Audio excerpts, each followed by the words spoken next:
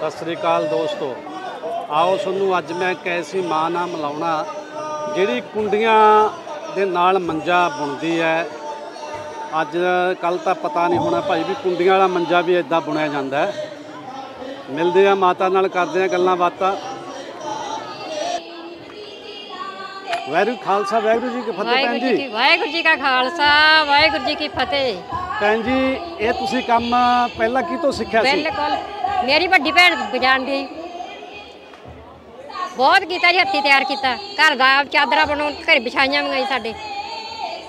पहला ताना तनी दा जी, ਇਹਦਾ पहला सूत लियाई दा, फिर नड़े वट्टी दी आ, फिर काने गड्डी दी, फिर ताना तनी दा, फिर ਉਹਦੇ ਨਾਲ गंढनी लाई दी आई, गंढनी ला के फिर ਇਹਨੂੰ ਐ ਬੰਨੀ ਦਾ ਪਿੱਛੇ ਕਰਕੇ, ਉਦੋਂ ਬਾਅਦ ਚ ਫਿਰ ਬਣਾਈ ਗਈ। ਤੁਸੀਂ ਆਪ ਦੇ ਹੱਥੀ ਬੁਣ ਕੇ ਵੀ ਪਹਿਨੇ ਆ? बिल्कुल चादर घरे विछाइया मैं, वाधू पिया समान घरे बनाया जी, खेस दरियां चादर सब कुछ घर दा, झोले पखियां बिल्कुल सब कुछ बना लेने। पहनने वाले कपड़े खद्दर साफ खद्दर बिल्कुल आ रंग वाली चादर।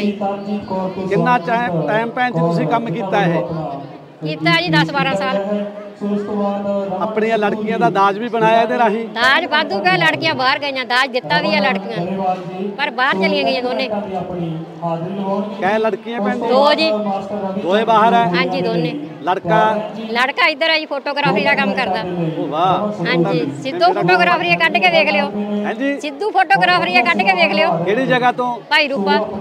भाई रूपे तो। हाँ जी, बहुत वधिया लग्या जी सुन के। ते थोड़ा जिहा मैनूं बुण के दिखाओ। लियो जी, नाल है नहीं बुणगे कादे ना। हाँ जी, ये तो ना ही रखा वा जी, दूजा है नहीं गई बुणन वाला, बस आई आई।